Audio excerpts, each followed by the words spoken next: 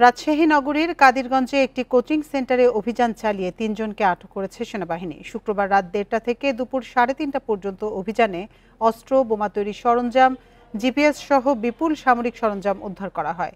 আটকদের হেফাজতে নেয়ার পর পুলিশ বলছে তাদের জঙ্গি সম্পৃক্ততা ও নাশকতার পরিকল্পনা ছিল কিনা তা খতিয়ে দেখা হচ্ছে। রাজশাহী নগরীর কাদিরগঞ্জ এলাকায় ডক্টরস ইংলিশ নামের এই কোচিং সেন্টার। ১ মাস গোয়েন্দার নজরদারির পর প্রতিষ্ঠানটিতে বিশেষ অভিযান চালায় সেনাবাহিনীর একটি দল।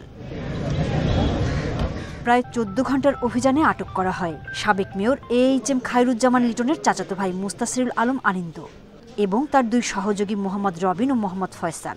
উদ্ধার করা হয় আগ্নেয়াস্ত্র, ওয়াকিটকি, দূরবীন, স্নাইপার, স্কোপ ও বোমা বানানোর সরঞ্জাম। পুলিশ বলছে বড় ধরনের কোনো নাশকতার পরিকল্পনা ছিল কিনা তা খতিয়ে দেখা হচ্ছে।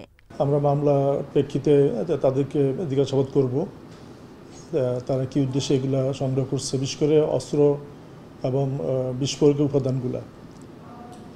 তদন্ত করলে বিস্তারিত আমরা জানতে পারবো যে তাদের উদ্দেশ্য কি, তাদের সাথে আর কাদের সংযোগ আছে।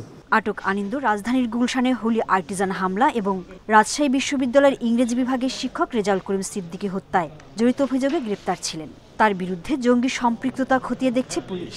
এটা আমরা যাচাই করব যে সেই মামলায় উনি গ্রেপ্তার ছিল কিনা অথবা গ্রেপ্তার হলে জামিনে আছেন কিনা।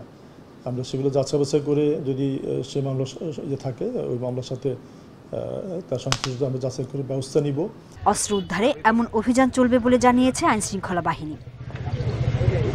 Independent news.